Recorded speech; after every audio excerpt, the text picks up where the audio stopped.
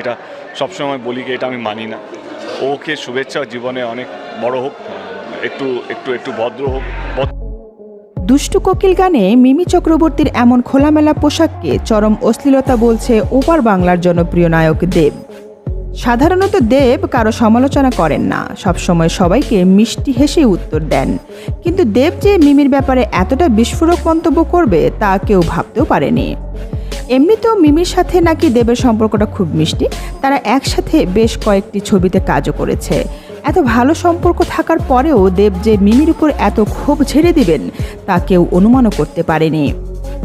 দেব বলে, মিমি খুব ভালো অভিনেত্রী, নায়িকা হিসেবে সে সফল, তার অনেক ভালো ভালো কাজ আছে।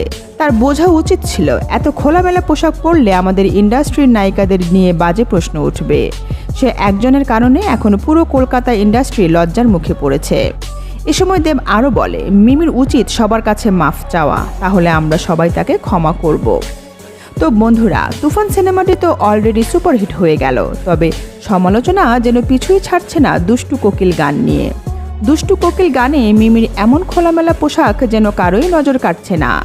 যারাই গানটি দেখছে তারাই এর সমালোচনা করছে, যেমনটা করলো কলকাতার সুপারস্টার দেব।